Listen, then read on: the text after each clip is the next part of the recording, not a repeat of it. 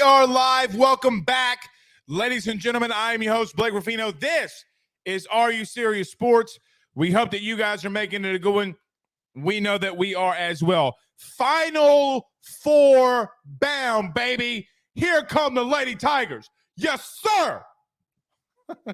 As 700 days ago, Kim Mulkey was hired to be the next women's head coach of LSU's women's basketball and has done nothing but short of being absolutely amazing at her job. What you get when you get a girl from Tangy. I should know I'm married to one. I should know your boy's married to one. Gotta love it. Gotta love it.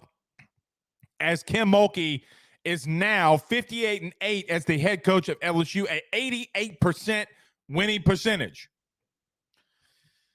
People told you not to put them in as a number 3 seed. They're one of the 4 best teams in the country, but nobody listened. We will talk about them tonight as the Bayou Barbie and Angel Reese is going cuckoo for Cocoa Puffs. We will talk about the Lady Tigers here tonight. Who replaces Jamar Cain? So the biggest news over the weekend is Jamar Cain is leaving LSU to go to the Denver Broncos. I will tell you what I've heard, what I know. If you missed the show, Zach, what was that, Saturday? We did a show on Saturday. The conversation that I had with Coach Cain, obviously some of you remember he was on our show not too long ago, about close to, I think maybe 7 8 months ago. So what we talked about with Coach Cain, his message to LSU, when he wants every LSU fan to know, we'll give some details. But who replaces him, we'll talk on that here tonight. My good buddy, a guy that's been on the show multiple times, Josh Pate from 247, came out with his top 10 list of teams in college football. We will respond to that as LSU did not make his top 10, and we will just rebuttal on why LSU should have made his top 10 as well. LSU baseball recap. They take care of business against Arkansas, one of the best Saturday doubleheaders in LSU history, as once you already did, but you could have had Arkansas back on the bus, going back to Arkansas, being run-ruled twice on Saturday. We'll touch on that as well. And, I forgot, Carter the Power Bryant joins us at 7:30 as he does every Monday. So looking forward to our discussions with Carter. What does he think about Jamar Cain leaving? Who are some coaches that he would like to see be the next defensive line coach, as I give you some names that we're hearing and a lot of people are talking about. So we'll touch on that here tonight. So got a lot we're touching on throughout the show, so it's going to be fun.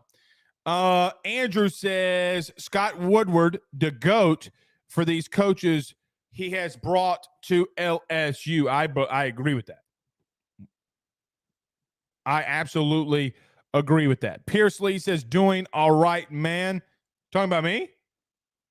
I'm doing good. Jeff Futch says, for some reason this isn't pulling up on my end. Bayou Queen got us rolling. Okay. And Zach, we're having a little bit of an issue with YouTube. The numbers aren't pulling up, so it'll be okay. Skipper Tally says, hey, John. So we got a lot of people. Okay, maybe not responding to me. Jeff Futch again says, do we bring Bo Davis back? Horns down. We'll talk on that. We'll talk on that exclusively coming out of the break. So a lot of good things happening, a lot of good things going for us as well. So let's get it rolling. Zach, are you ready to get this thing rolling? Let's get this thing started, y'all. Everybody on YouTube, do us a favor. Everybody on Facebook and YouTube, do us a favor by hitting the like and share. Share to all of those social media groups. Share to all of your social media pages. If you're listening to us on Facebook, you've been doing so many great things for us. Continue to do that.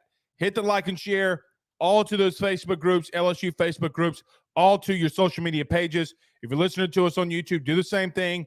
Share it to Twitter, share it to Facebook. We appreciate you doing that. If you're listening to us on SiriusXM, TuneIn app, or wherever you listen to podcasts, rate, review, and subscribe, and we greatly appreciate you doing that. And yes, if you want to send a super chat or a super thanks on YouTube, you can do that as well. All right, let's do this, Zachy. Let's talk about our good friends over at GM Varno & Sons and our good friends over at betonline.ag. Guys, we're back in a minute.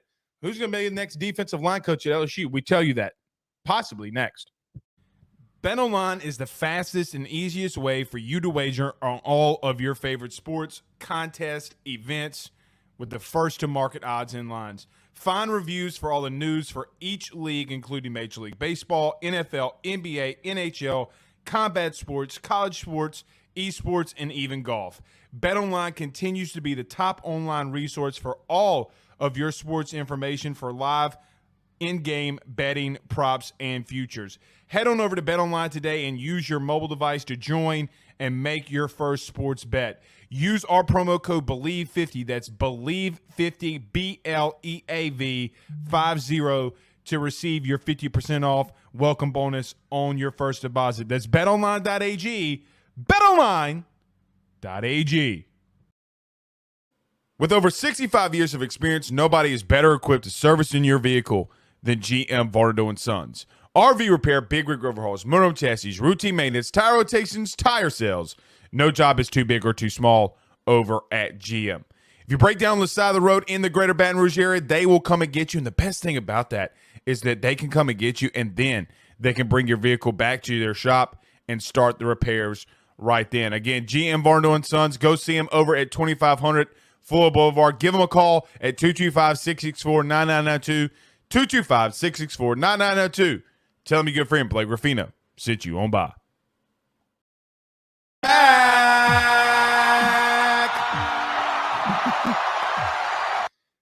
Stephen says, hovering over the toilet bowl chunks, still got AYS popping off in the half bath. Eesh. A little too much TMI, my man. Little too much TMI. Let's get this thing rolling, though, yo. Let's get this thing started, yo. I don't blame a man for improving his status, says Skipper Talley, unless he leaves to go to Bama. I agree with that. I 1,010% agree with that. So let's get into it because we do have a lot we have to get into here tonight.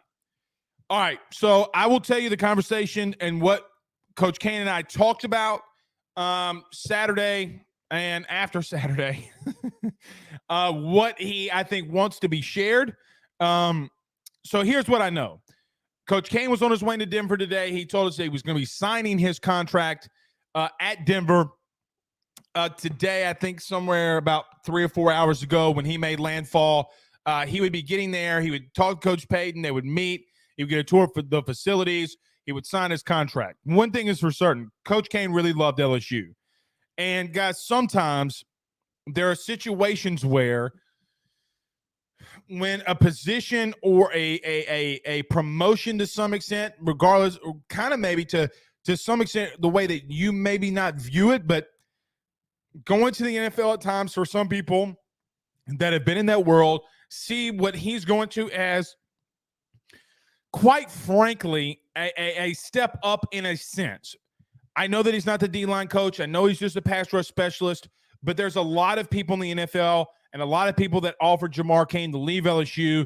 It was just the right situation at the right time, having a couple of Oklahoma guys that are already on that team and having some familiarity or knowing and having guys that already know Sean Payton and what he brings to the table. I know that he loved Coach Kelly. It's something that we talked about. He thanked Coach Kelly for his time here, bringing him to LSU and giving him autonomy to recruit the guys that he needed to recruit. Sometimes situations just dictate that people move on from situations. I put this on the AYS message board and more in greater detail. Go over there, sign up today, and you will get the 411 of my conversation with Jamar Cain, and it'll give you a little bit of a hot list to who we're thinking and more detail and more of my intermediate thoughts on that. I want to, again, if you missed the Saturday show, I know it was late. I think Coach Cain, I think he did some good things, bringing in guys like Mekhi Wingo. I think Deshaun Womack is a guy that he brought in here. We obviously know he brought in here was a 5-star from Baltimore or Maryland, or however you want to dictate it.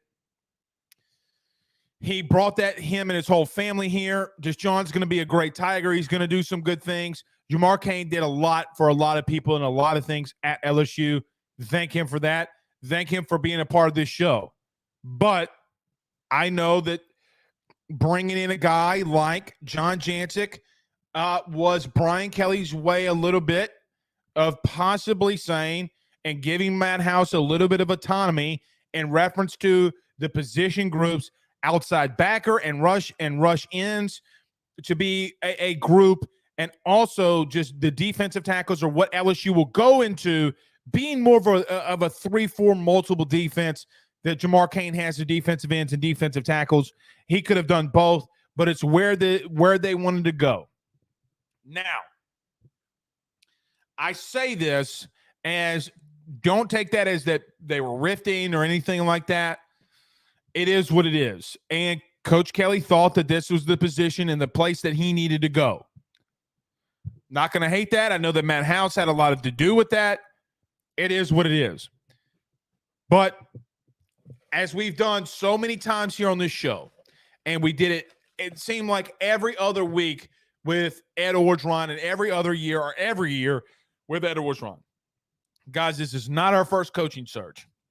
We also have been through situations as LSU fans not too long ago where a coach has been either fired or get promoted somewhere else or goes somewhere else, where you're later in the process and you got to get a guy in. Brad Davis instantly comes to mind.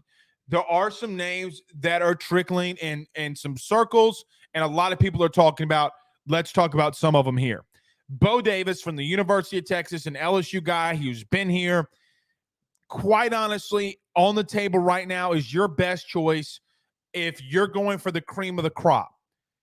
He's from here. He loves it here. He's an elite recruiter. He's an elite developer. Bo Davis at the University of Texas, the D-line coach, run game coordinator, is quite honestly would be, you could, I hate the term, and that's why you don't ever really hear me use it, a slam dunk hire. Bo Davis is a slam dunk hire if you're able to go into Texas, go into your backyard, and legitimately go and pluck one of your own and bring him in. Here's the issue with I keep calling him Brad Davis. With Bo Davis, you're going to have to spend some money. He makes around $900,000 a year with the bonuses included, which means that you're going to have to pony up probably $1.8 million to go into Texas and buy out his contract. Not only that, Bo Davis was the one that took the fall for Nick Saban at the University of Alabama when they had some recruiting violations and he got a show cause. I will say, of everything that worries me on what could and what happened with Bo Davis, the show cause now is not as significant to me as it was in the past. Here's why. Because even though Bo Davis had a show cause that was issued to him by the SEC, what did Hugh Freeze do worse or better or not as bad as what Bo Davis did? If Hugh Freeze is able to go to the University of Auburn, who previously had a show cause, what makes you think that Bo Davis can't? Now, the biggest hurdle to me is, do you go out there and spend $2 million in a buyout to bring in Bo Davis? Is it worth it? The answer is yes, it's worth it. You can and should and probably and maybe hopefully will go out there and spend the money and do that. Now, the question that people will have, and I understand this, okay, is, well, Blake, what about you getting into a bidding war with Texas? Texas doesn't have state income tax. I get all that. But, guys, sometimes people want to come home. And if Bo Davis wants to come home, this deal will be done.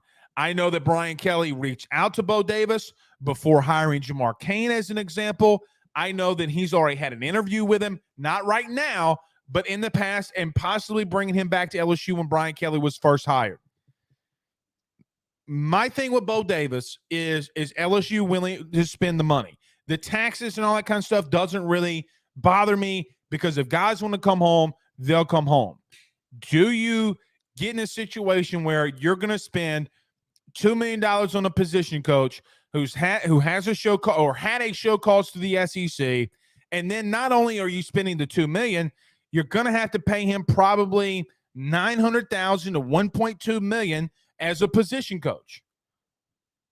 Guys, salaries are going up. Jamar Cain made $850,000 a year. If you want to be in a situation where you're paying a coach of yours $100 or $10 million a year, position coaching salaries are going to go up. Don't tell me that LSU doesn't have the money when you just got a $50 million check stroked to you, pause, by the SEC for these TV deals. Don't tell me that. Don't tell me when LSU football grossed $200 million last season, grossed. Let's cut that in half at worst. At worst, 50% markup on everything that you do. Because, guys, if 100,000 people spend $100 at minimum every single game, which they're doing more than that, you're well above that, okay? The bottom line to me is LSU has the money, can spend the money, and should spend the money if they want to. Another guy that's in this hunt is Mike Elston. Now, I don't feel necessarily as confident that Mike Elston, who's now at the University of Michigan, his alma mater, would come to LSU. That's another guy that Brian Kelly wanted to bring from Notre Dame down to Baton Rouge. Guys, the thing with Mike Elston that I think people need to wrap their heads around is that he was with BK for 17 years, going back to even Central Michigan. He went to Cincinnati with him. He went to Notre Dame with him. He spent literally almost 2 decades with the man as his defensive line coach or co-defensive coordinator. It's Mike Elston. If you remember the year that Notre Dame went 4-8, Mike Elston was a guy that did not get cut because how much BK loves him. Problem with Mike Elston is he's at his alma mater. Everything I just said about Bo Davis coming home, being a part of his home state, being a part of his home program, completely is the same situation with Mike Elston. Problem is, does he want to get away from Jim Harbaugh? Does he trust BK enough? Does he see possibly that LSU can win a national title before Michigan? Is it likely that this could happen? Probably not. I don't feel confident that Mike Elston is going to be your next defensive line coach. But I do think that you have to talk about him and name him specifically when he almost spent 2 decades with your now head football head coach. It's a long time, man. It's a very long time to spend with a head coach and not get fired, become a coordinator somewhere, do anything. We'll see. One guy that I think that's interesting that a lot of people have been talking about is Elijah Robinson. Now, Elijah Robinson is the assistant head coach at Texas A&M, and it by far is one of, if not one of, I think you can make the argument, some people do, is the best recruiter in the SEC when it comes to defensive tackles and defensive line. You know how I know? Walter Nolan comes to example. He has recruited, this is Elijah Robinson at A&M, has recruited 12 top 100 defensive tackles. 12 top 100 defensive tackles, meaning in the nation, not at their position, but top 100 prospects at the defensive line position. So of the top 100 guys in the country, he is going and plucking those defensive linemen. He's done it 12 times. He's been a run game coordinator. The interesting thought, though, for me, with Elijah Robinson, you have a status as the assistant head coach. LSU's not going to make you that unless they could do this. Something that's interesting to me. Frank Wilson was the assistant head coach, right? It's just a title. Now that Brian Polian is the assistant to the head coach, Why not make Frank Wilson your next recruiting coordinator and give a guy like Bo Davis, give a guy like Elijah Robinson, or whoever you want to, the assistant head coaching role? Because if push came to shove, here's the truth. If God, and knock on wood, something bad happened to Brian Kelly where he can't coach a game for LSU, the title that Frank Wilson has as recruiting coordinator, if you were to hypothetically do this, Frank Wilson would be your interim head coach. Okay? Don't get that twisted. Remember like Cadillac Williams at Auburn? A lot of that kind of thing translate with Frank. He's got head coaching experience. UTSA McNeese. A title doesn't change that. It's just for pay. Elijah Robinson, you can match exactly what he's making now, if not more. You could do a lot of things. Would he change? Another one is Todd Banks. He's the co-DC at Oklahoma State. Guys, I'm going to be honest. A guy that is in charge of calling plays at Oklahoma State, I just don't know if I can see him leaving Oklahoma State for LSU. I can't see it. I can't see it. Todd Banks' name is another that has been out there. We'll have to see. Now, that's not to say that his name has not been on this hot list that a lot of people are throwing around, or I've heard this, I heard that. His name has come up multiple times. I could be dead wrong here, and I will admit if I am. I just don't see that happening. I will welcome Todd Banks if it is him. That ultimately can happen. Okay, I want you to fully understand that. One thing that I've learned in coaching searches, I come on this podcast and boom, we talk about it, and 45 minutes later, I get a text, Blake Todd Banks could be your next defensive line coach. That easily can happen. But just as an opinion, strictly opinion, I just don't know if Todd Banks will be the next guy. So we'll see. So of the four, Bo Davis, Mike Elston, Elijah Robinson, and Todd Banks are just names that continue to circle.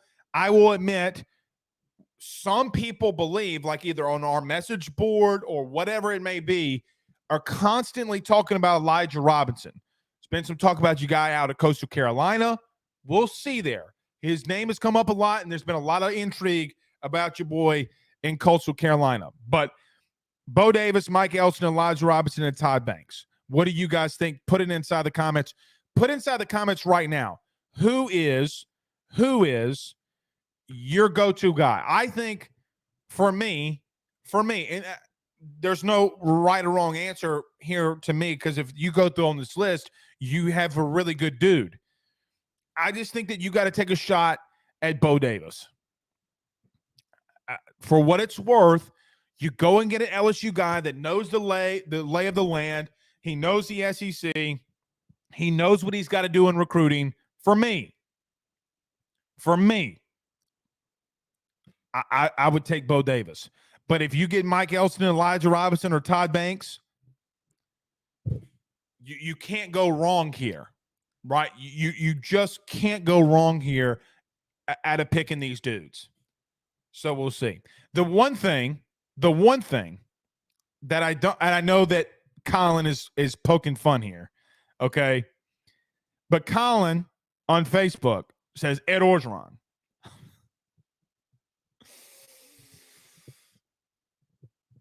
I don't know. LGZ says Shidra Uza Dibra. I don't know, Jeezy. I don't know. Now, that could be an easier path to get him. Maybe. I just think I think you got to go after Bo. Now, this is where I wish that you could get Brian Kelly in a sit-down press conference, right? Because if you were able to get him down on a sit-down press conference, you would definitely be able to figure out what he's thinking, a timeline. You know, if you want to know what LSU is doing in the immediate, I mean, I guess we can go back over it, but listen to Saturday's show. we'll just have to wait and see, man. We'll just have to wait and see. But I do think at minimum for at least a week, you're going to have an interim defensive line coach, right? And regardless of how that happens and how that goes, we'll just have to see. But I do believe that you get into a situation where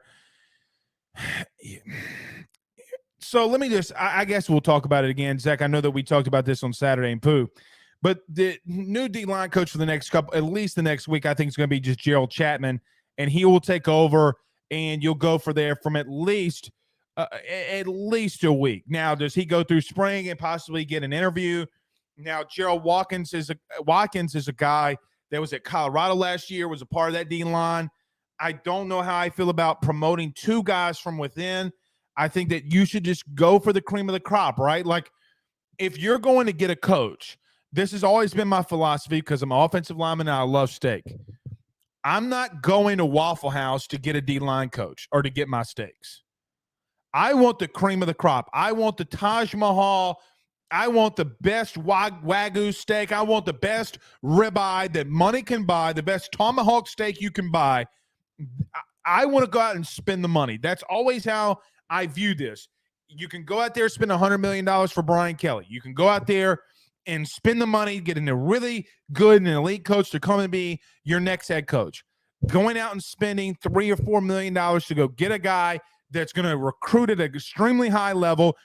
By the way, you have a couple of 5-stars in this class inside the state of Louisiana that you can go and get. That's got natural reach, national reach, and national approach. Bo Davis is that dude. It's where I sit. It's where I sit. So, like it, love it, or hate it, it is what it is. All right. About a minute to go into a couple of other things before we get to Carter the Power Bryant. One thing is for sure, we broke down LSU baseball a lot this weekend. The only thing that I'm going to say before we get to Carter is this. Guys, you got a lot of big time. You got a big time matchup this weekend versus Tennessee. Tennessee is coming off a sweep of Texas A&M, but I really want this one. I really, really want this one. Zach, if you would have told me over the first 2 weekends, LSU would win the series and go 2-1 and 2, or the first 3 series, but you would sweep one of them. The one that I would want to sweep is Tennessee. You got to win this one. But let me just go ahead and preface this. We were going to talk about this during the week. Dolander is still a dude. And do not think for 1 second that you cannot, that on Thursday night, that Dolander does not present to you a situation where you inevitably could not lose on Thursday. You 1,000% could. They got the kid from Kansas that's now their shortstop. They got Blake Burke. They got Lance Dick, or the Dickey kid. They got a lot of talent. A lot of talent. It's going to be an amazing series. But let's do this. We'll talk a little bit more football. Where does LSU going to go? Where will they go next? What does it mean that Bo Davis is out of here? Bo Davis. Jamar Cain is out of here. Who do we think that LSU is going to next? We talked to Carter, the Power Bryant, about it next. But let's talk about our good friends my good friend, Carol Foss over at State Farm. Guys, rates are going up. Premiums are going up. Why not give Carol Foss a call today? The worst thing that he can tell you is that he can't reduce your premiums for the same exact coverage. Call him today. Let him know that Blake Ruffino at AYS sent you on by. All right. Talk about Carol Foss. Back in 45 seconds. Carter the Power Bryant next. Guys, you might know my good friend Carol Foss and all the great service that he provides over at State Farm. He is your good neighbor after all. But did you know State Farm has surprisingly great rates as well? Along with the great neighbor service, State Farm agent Carol Foss has surprisingly great rates for everyone inside the state of Louisiana. So call him today at 985-395-4300, 985-395-4300 for all of those surprisingly great rates on auto, home, and life insurance needs. Like a good neighbor, State Farm is there, and individual premiums will vary by customer. All applicants subject to the State Farm underwriting requirements.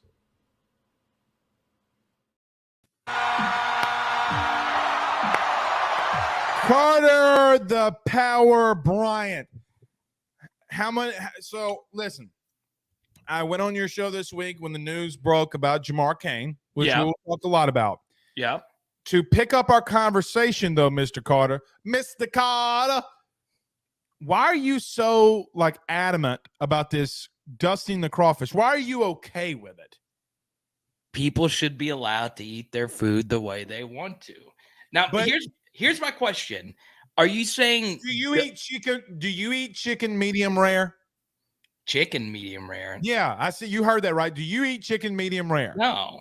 There are just some things that you're not supposed to do. Okay. But so when you're talking about dusting, I know some people dust the crawfish after they're done and have it sit in a chest and then allow it to, season for an extra 10, 15 minutes. Or are you talking about once you're getting ready to eat the crawfish, you dust them? That's what dusting is. Okay. I know, but I just don't think it's that big of a deal. I just don't. I just think you should enjoy your crawfish the way that you want it. Some people like mushrooms, some people like potatoes, some people like sausage. But if you want to dust them, go right on ahead. Now, I'm interested. It is amazing. It is amazing how unanimous it is that people are anti-dusting. It blows my mind. Carter, you're not from Louisiana if you dust your crawfish. I'm sorry. You are not Cajun if you dust your crawfish. I was told per sources that Nick Saban dusts his crawfish. Does he really? No, I have no idea. Satan does. Satan does. The devil does. Devil worship. That's what I hear. All right. Oh, man, Carter the Power Bryant joins us. So Carter, Saturday, as I talked about, I talked about this on your show. We talked to Jamar Cain. Yeah. Look, I'm going to let him at his due time and his due process say what he needs to say. I don't think it's my right to do that. However, it's time. We just got to move on. Next man up mentality. There are some coaches out there like Bo Davis, Mike Elston, Elijah Robinson, and Todd Banks, whose names have come up in the beginning. So let me ask you a two-part question. Number one, how big is it that Jamar Cain is leaving this late or early into a next season? And who do you think the Tigers should go after? So two things can be true at once, Blake. You can be a very good coach. You could be the absolute best defensive line coach. And honestly, Jamar Cain is up there, whether it's recruiting, whether it's coaching this group up. You made this point plenty of times. The lack of depth on the defensive line forced Mekhi Wingo and Jaquelin Roy play absolutely large amounts of snaps. He is a really good coach, and he is going to be really tough to replace. There's no doubt about it. You saw what he did recruiting some really good offensive linemen for parts of the country, defensive linemen for parts of the country that LSU sometimes doesn't get players, right? Minnesota with Jackson Howard and Womack. LSU has gotten some players from Maryland, but not many. So he did a really good job in a short period of time. What this guy did was nothing short of incredible. And I know Oklahoma source reach out to me and say, hey, this is the best coach that Brian Kelly has hired up to this point. This was last summer. But at the same time, a defensive line coach doesn't move the needle as much as other coaches do on the staff. The head coach, the OC, and the DC move it more than anybody else. And I could make a strong case that the offensive line coach is so vital for a team to succeed. So Jamar Cain is really, really, really good. But at the same time, the roster is still the same. Jacoby and Guillory, spoke for the defensive line and said, hey, we're going to keep playing hard and we're going to play hard for whoever comes in here next. So it's not me, belittling someone's importance. Jamar Cain was really, really, really good. And like you say, LSU should go look for the filet mignon. LSU is LSU, right?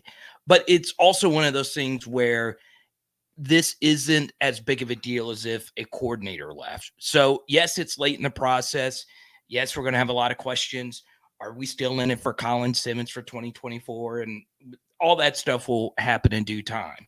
But for right now, It sucks, but there's no need to overly panic. I agree with that. And I think if you make a right hire, it doesn't it and no disrespect to Jamar Cain, it could elevate Right. what you were doing. Like if you go out and get a Bo Davis, okay, Yeah. Carter, with all due respect, that's massive because Yeah. he's already recruiting Colin Simmons. He's already recruiting the McKinley kid out of Acadiana. You don't necessarily miss a beat there. Okay, Right. but you go into a guy like Mike Elston, or you go to a guy like like Mike Elston or Todd Banks. Those guys aren't recruiting Colin Simmons. They're not recruiting McKinley. So I think you got to be smart here. Now, Gerald Watson is a guy that's going to probably take over. He's going to have to do some recruiting, and it's going to take guys like Sherman, Jordan Arsenal. They're going to have to really step up while Cain is out to tell him, like, look, we're coming. Just be patient. Right. Here's the only thing that I'll say. Number one, I think that Matt House sometimes can be a little unrealistic of what he actually is doing. Okay.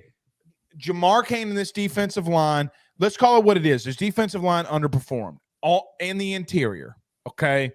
I don't want to get back in this debate with you, but it's crazy how we had this exact debate last week and now Jamar Cain's gone.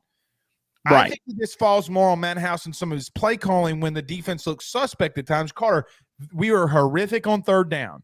You got to get more pressure on the quarterback from the interior. Now, you can say, well, Mason Smith's coming back.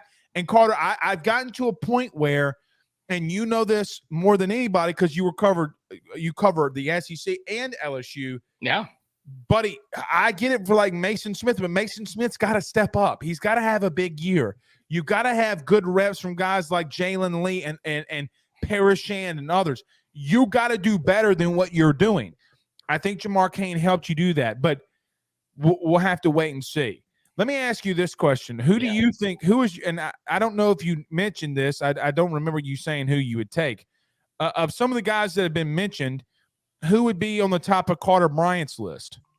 I love Charlie Partridge at Pittsburgh. I just do. Once again, that's kind of out of left field a little bit. He's coached in the SEC before, and Pitt's defensive lines have been really good these past couple years. Now, look, Aaron Donald was pre him, but still, they have an undersized defensive tackle. Matt House was actually the guy that. Yeah, Matt House. Yeah, but right. They have an undersized defensive lineman that's going to get drafted really high. His name slips my mind. And Pitt's defensive lineman. They also had another guy, number 17, who's still in the league. He plays for the Titans now.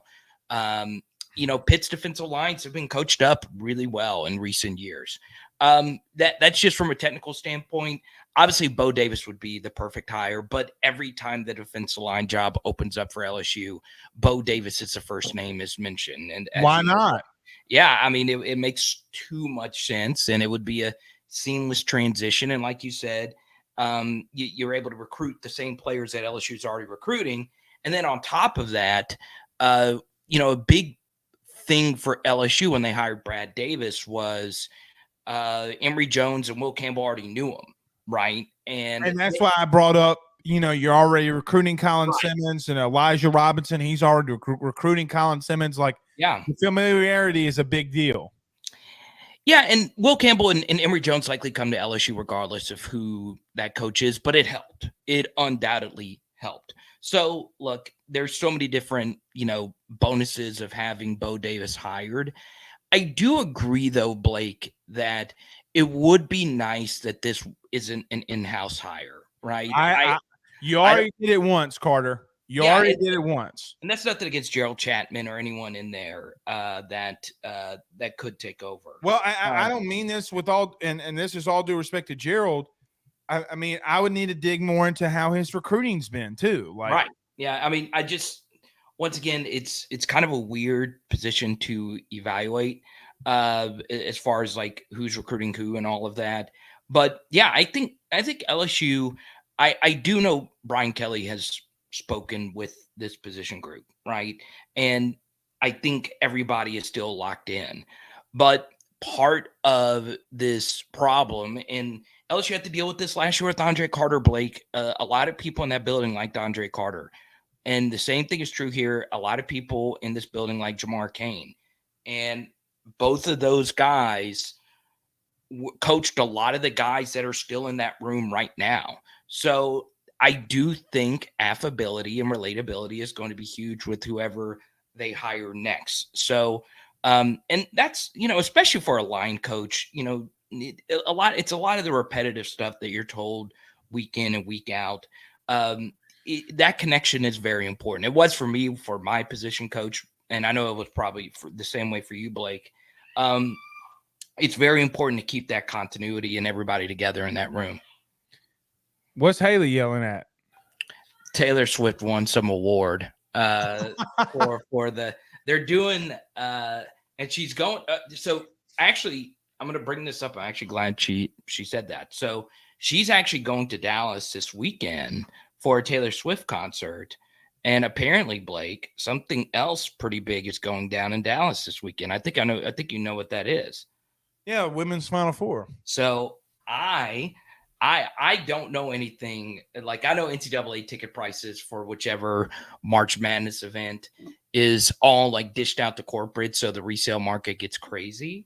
And I would be going by myself. So if somebody is watching this, going to the game, it's on Friday. I would love to go. I would love to witness LSU in a Final Four. I've been to a Final Four before in New Orleans when AD and Thomas Robinson went at it. I would love to go to this game on Friday. So if anyone out there is going, let me know. John Butler sends us a $20 super chat. Thank you so much, John. He says, in honor of Carter the Power Bryant and kids dinner at Cafe Boucher in Franklin. I like it. Okay. Thank you so much, John. JSB's a legend, man. Thank you so much for the super chat. Yeah. Okay. I mean, let's get to women's basketball in just a minute. Yeah. Spring football thoughts? Yeah, everything's going about what you would expect at this point, Blake. The only thing is it's kind of hard to have good practices if you only have 6 scholarship offensive linemen in a practice. And so hold on 1 second. No, go ahead. That is highly inaccurate. Okay, go ahead. I was there Saturday. That's highly inaccurate. They had at minimum 8. Miles Frazier was out. I'll give you that. Shoot, what's his name? I forget. Gary Dellinger was taking minimal reps, but he was out there and he was dressed. Charles Turner was out there. He was dressed. That's not true. Oh no, I'm not talking. It wasn't. I was talking about last Thursday's practice. They only had 6. Well, that's also not true. Well, when Garrett. So let me just say this. I have no idea where that's coming from, but you want the photo? Because I was there Saturday. Yeah. So. Oh, no. I know Saturday was different, but when Garrett Nussmeier went through the second team reps, they only had 10 players on the field and 4 offensive linemen running the reps with him. So I don't know if that was some of the players weren't doing the team drills, but if they had a really bad need, Fitzgerald West would move back over. Right. So that's what I'm wondering, but I'm just pointing out. Anyway, continue. I really interrupted. No. I'm glad you did. But the point is, the second team reps for that day. It was just that day. My major point is spring football. I think a lot of coaches are going to reevaluate everything when it comes to spring because there's just so many people out, and you want to be so cautious because there is just no real upside. And that is the major point here, Blake, is nobody is hurt and no one's had a serious injury up to this point. That we know of. That is public out there. Now, are some people banged up and left out of practice? Yeah, of course.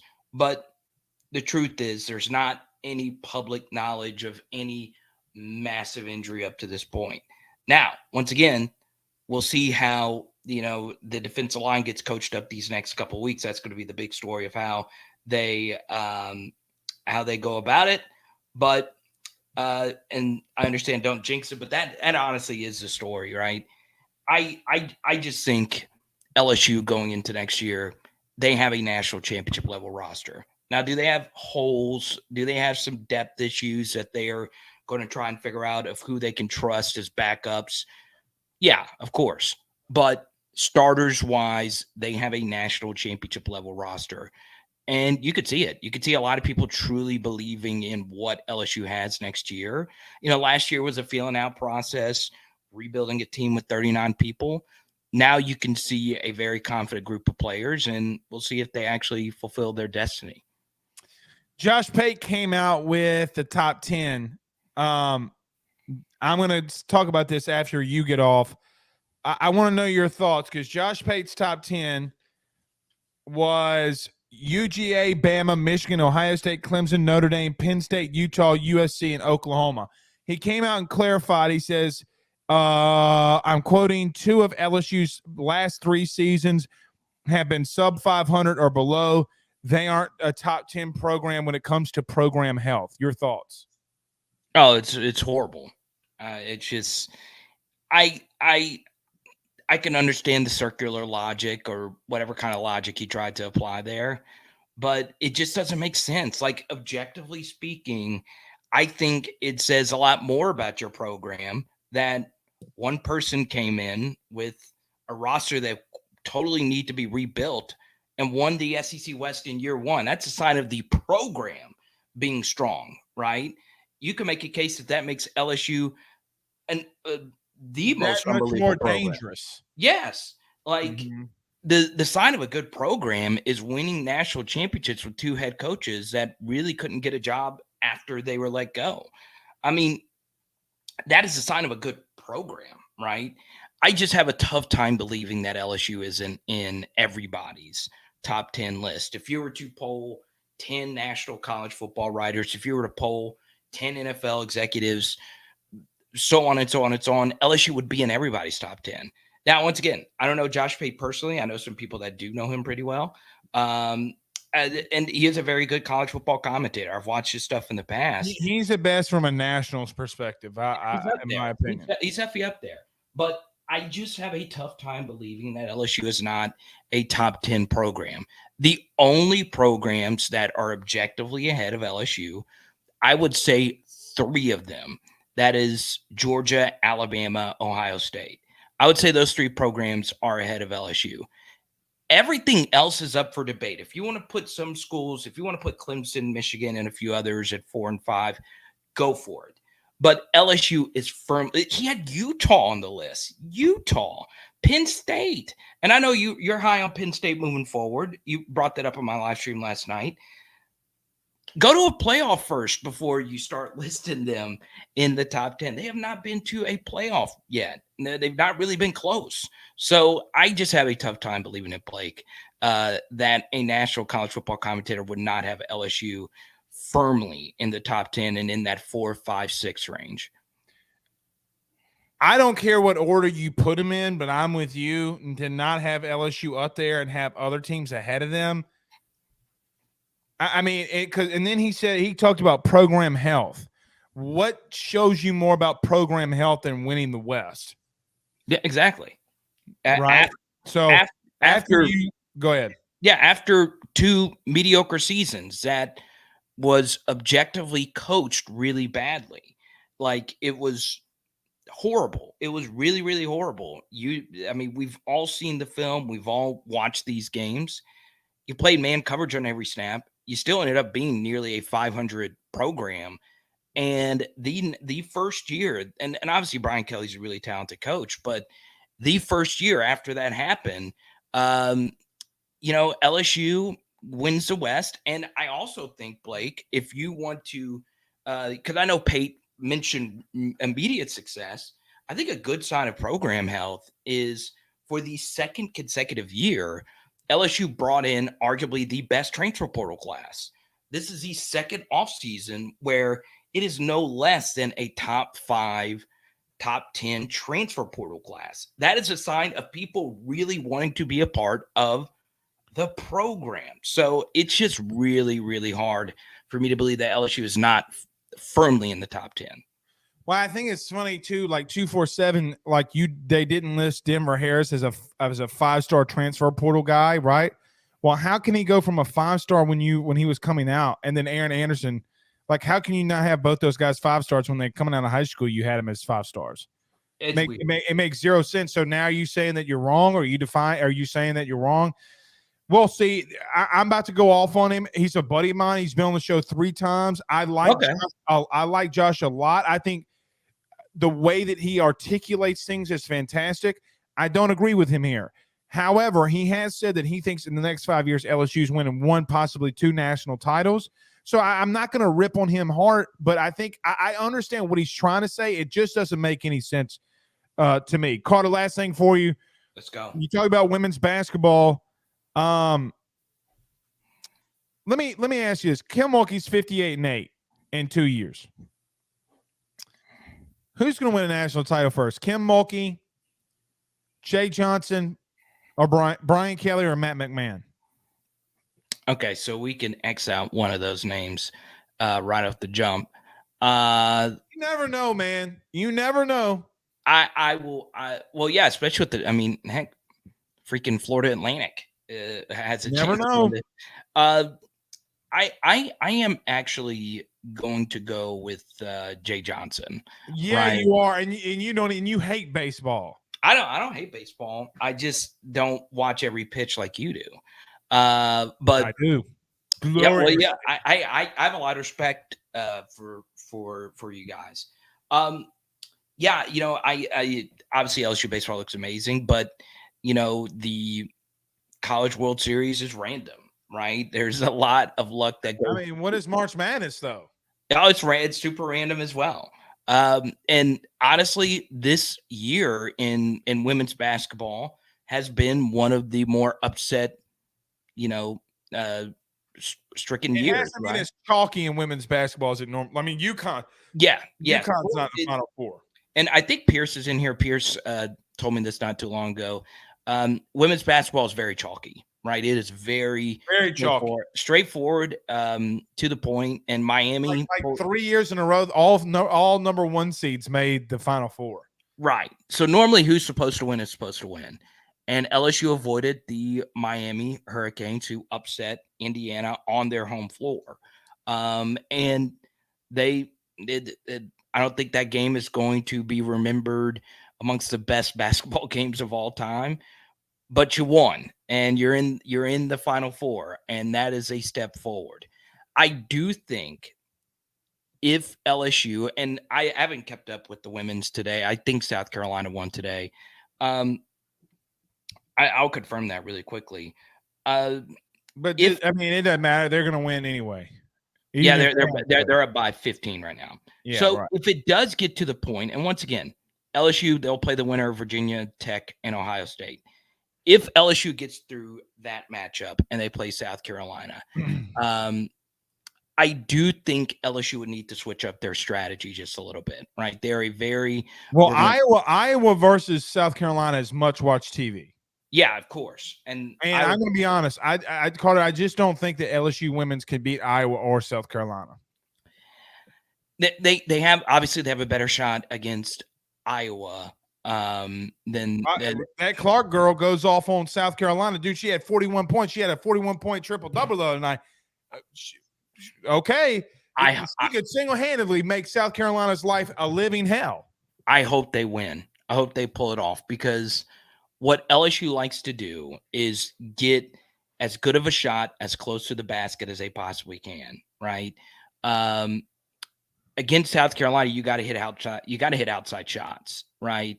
And LSU has just not shot the ball absolutely well. Obviously, it was combined 1 for 27 from 3, both teams yesterday. So, do I think LSU can win the national championship? If everything went right, of course they could.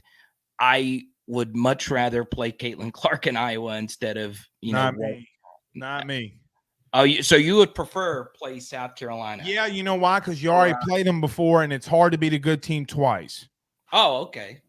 I like that. And Carter, I don't know. We'll see. All right, buddy. We'll see you, man. You're the best.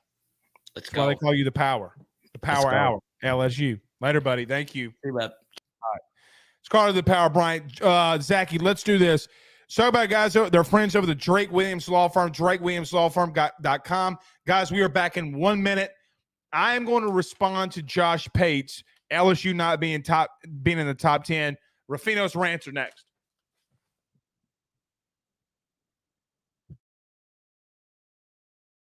By the Drake Williams Law Firm, drakewilliamslawfirm.com. Whether you've been injured in an accident, you're preparing for a future with your estate planning, you're getting ready to close in on a real estate deal, or you're about to welcome a new addition through adoption into your family, or you're facing criminal charges, you need very experienced attorneys, and that is what the Drake Williams Law Firm will be able to do for you in navigating the legal system. The door to their cozy office in historic downtown Ponchatoula has been open since 1981.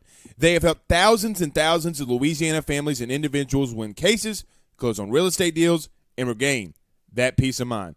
Their lawyers over at the Drake Williams Law Firm, Ernie Drake III, Ryan J. Williams, and Summer Vignair, are very determined, compassionate, and dedicated to their craft. It's the Drake Williams Law Firm, drakewilliamslawfirm.com. Give them a call today at 985-386-7600. Tell them your good friend Blake Ruffino at AYS sent you on by.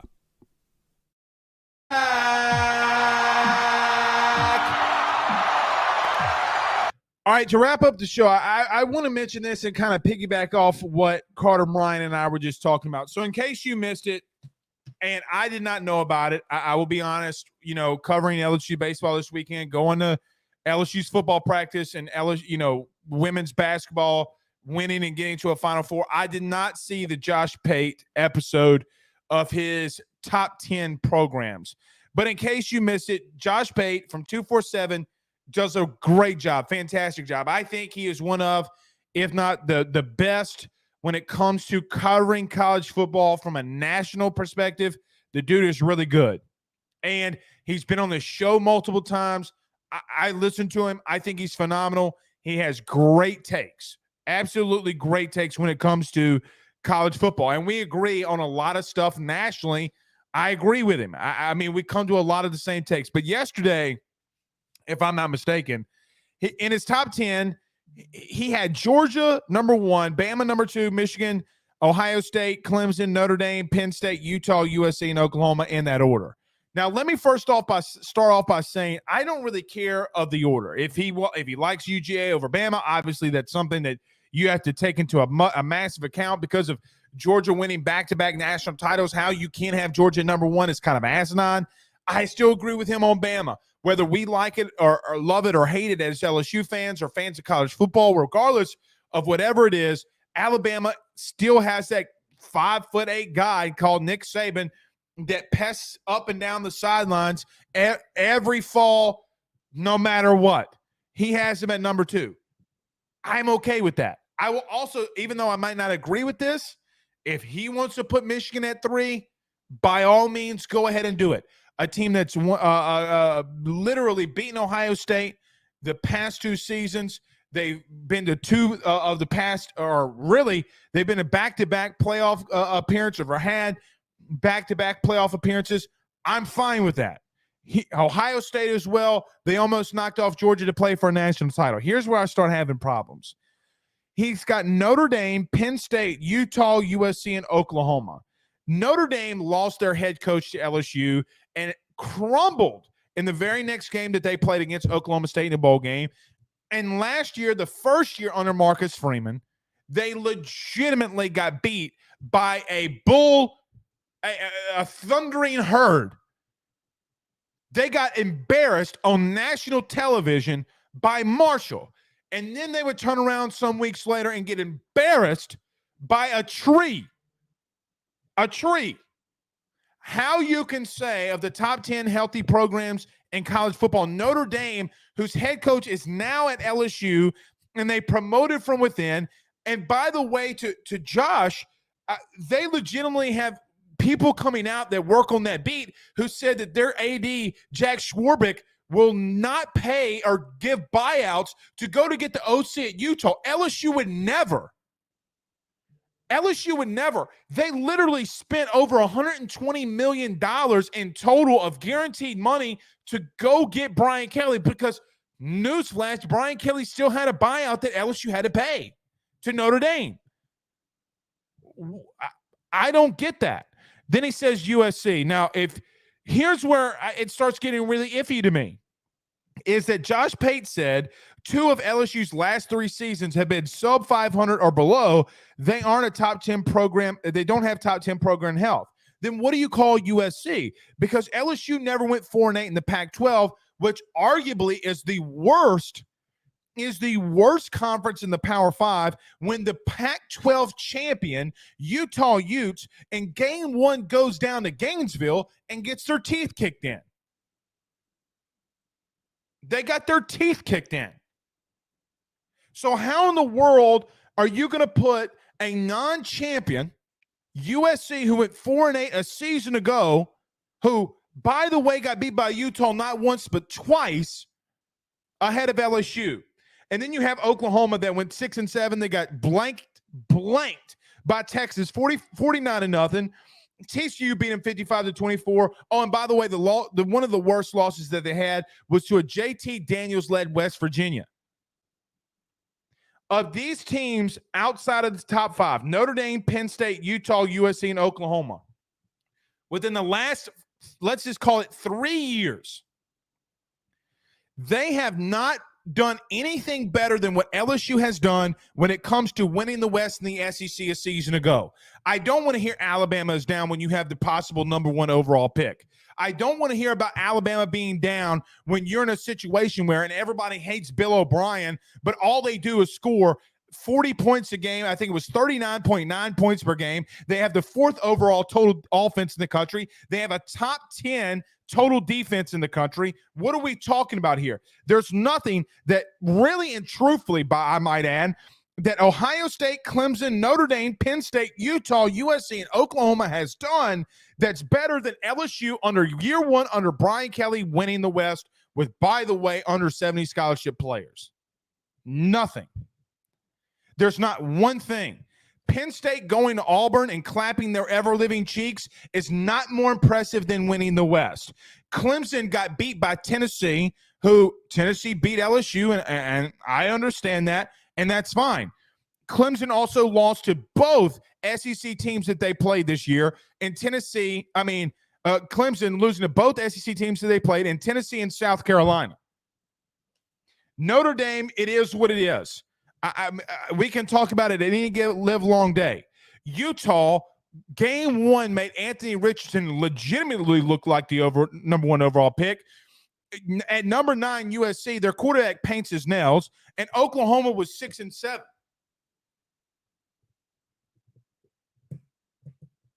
What program health are we talking about? Now, again, as I mentioned, I really like Josh Pate a lot. His top 10 programs of health are the most Rudy Poo thing that I've ever seen. You don't want to put LSU in because, and I'm quoting, the last 3 seasons they were 500 or below in 2 of those years. Well, if you're talking about top 10 program health, half of these teams couldn't even win the West or sniff it. All right. Zach's got some big news tonight. Is the Tigers Avenue podcast will be live exactly after AYS. And I think, Zach, we are done for the night. How was it? Everything was good? Got a big announcement tonight? Okay. Bojack says, QB paints his nails. I love Blake's criteria. Just calling it what it is. There is absolutely nothing that Josh Pate's top 5 teams in Clemson, Notre Dame, Penn State, Utah, USC, and Oklahoma, they have done nothing in the last 3 seasons that is legitimately better than what LSU did in winning the West. Maybe I should not include 2020 for Clemson because you still had Trevor Lawrence and you got into a playoff. Like maybe Clemson does. Maybe Clemson has a case. But Notre Dame, Penn State, Utah, USC, and Oklahoma do not. All right. Out of here. We're in here tomorrow. We're in there like swimwear. Peace out, Girl Scouts.